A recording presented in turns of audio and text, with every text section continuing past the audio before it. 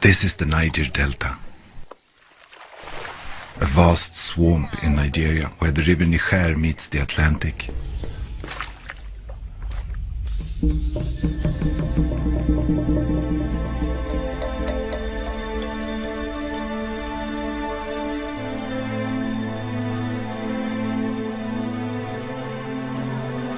We have a belief that the air, water, space here is occupied by the gods.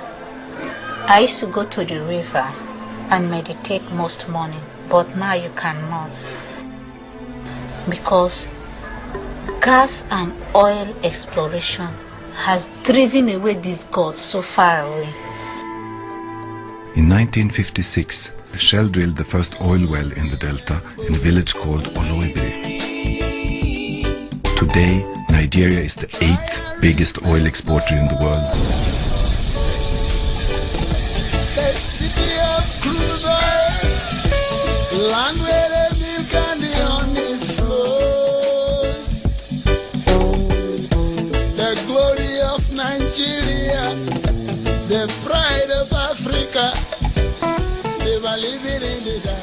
Since we can't fight, we don't have gun, the only voice we have is this video editing. They say we know sabi book, we don't know book, so we can't write much.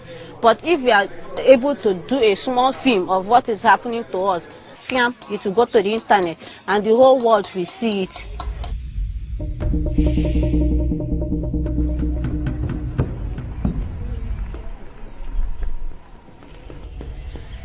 This is crude oil all over the bush and in fact all the surrounding streams and rivers. There have been 5,000 major oil spills in the delta in 50 years. 1.5 million tons of oil has been discharged into the creeks, farms and forests. The oil is mixed with natural gas.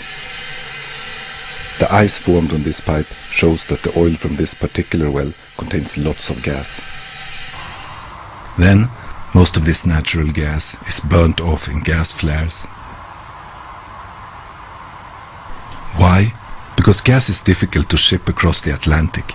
The oil companies can pump the oil faster if they don't have to take care of the gas. Wasting it costs them nothing.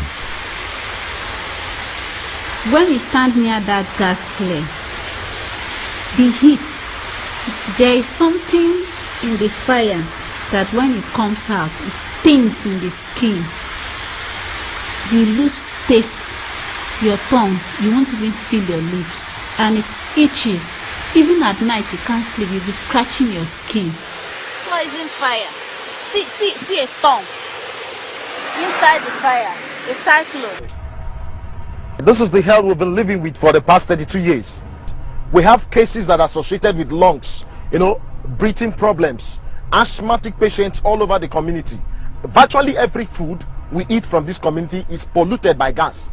We are not saying they should give us money. We are saying that gas flaring has to stop.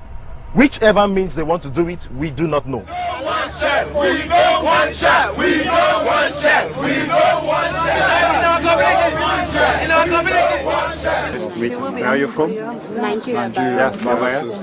Where also state as well. And my wish is for you people to stop gas flaring. It's dangerous to no problem. But I come back to that in the meeting, even in my initial words I will say already something. Thank you for coming. I appreciate it. Here I am. Thank you. Shaking hands with Jerome van der Velde, the CEO of Shell. We can't gather people who are there for Russia, people who are there for Ireland, people who are there for Philippines, people who are there for South Africa, people who are there for Nigeria. Make all of us gather, go there like one voice. You understand? So, this is not the me. Make I listen to waiting they talk. I'm the country chair for Nigeria. I'm the MD of Shell. It's the government who made the law. They told us if you sabotage, we cannot pay compensation. You understand what I mean? But you can, of course, we don't listen to that, we still pay. But we pretend we don't pay, we call it loss of livelihood, but we don't, you get what I mean? We still do as companies. So you think something will be paid to the Roma people? Yes, obviously, and we... Nothing this man don't do for us. What he is saying is wrong. Yes, obviously. Because he only wants to buy the Oyibo people to just close our eye. Anything that's for us, for our good, he has not given us anything. We've cleaned up 75% of it. Of the ones that are less, 80% of that will be done this. There are areas, of course, where we haven't had access to go and do the cleanup. That's in Ogonila. And as you know, the federal government is trying reconciliation because the people there don't want us to clean it up until we've resolved our differences. And he told me that the Shell wants to come into Ogoni and clean up Ogoni. But Ogoni people does not want Shell to come in and clean. So I said, okay, when I come back, I'll hear from the Ogoni people mouth too, that is it true? Shell has never one day in this our community that they are coming to clean and we refuse. They have never. We have been appealing to them to come and do the cleaning. Not talk of damages. They don't even do compensation. They don't. But I would have thought that this environment is very important. They will let us go clean it up. I want to survive, but they can't survive. They are dying. Look at it. They are dying because of crude oil. Look at it. Push it to me. Look at it. Because of crude oil. Look at it. Because of crude oil. Dying. You see? So we don't know what to do. Somebody will tell you that you don't want to live in an environment that is clean. We are pigs. Even pigs, they nose them. They wash them every morning. The Shell said we like to stay in the dirty place and environment, which is not to be cleaned. Is that possible? Look at it. You'll make it short.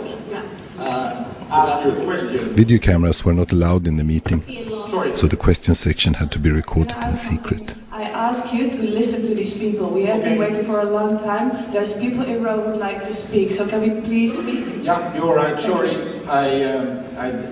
you said that before. Sorry. He was trying to put the blame back to government. The reason why we've not been able to go faster is essentially because the funding for the joint venture has not been made available by the government over time. And I understand that. They have many pressing other priorities for the use of their funds, but we are on track to complete all of the flares out by 2009, and we're all committed to wanting to do that as fast as possible. You decided to deal in a country like Nigeria. You know what the government is like, that they will never give you the money to end actually gas flares. So I suggest that Shell takes its own responsibility, and if you can't handle that, then don't do business in Nigeria. It is a classical example of lawlessness. We have a judgment at hand which declared that gas flaring is illegal, is unconstitutional, is a violation of right to life and dignity of human person, and also asked Shell to stop further flaring of gas. That judgment is still valid, is still subsisting, it has not been set aside even by this court. Shell are only allowed to continue on the basis that they submit to the court their detailed plan for phasing out. And they failed to do that. They have failed to do that. So there is no excuse whatsoever why they should continue to flare gas. Shell is above the law in Nigeria. The government has said 2008 is the deadline. Other multinational corporations have said, okay, we will do everything possible to meet up with that target date. It's only Shell that have said, look, we will not be able to do this. We will only manage to see if we can do that by the end of 2009, which is a possibility. And this means that come 2009, they will tell you that they were unable. So they can set their own date, maybe to 2020.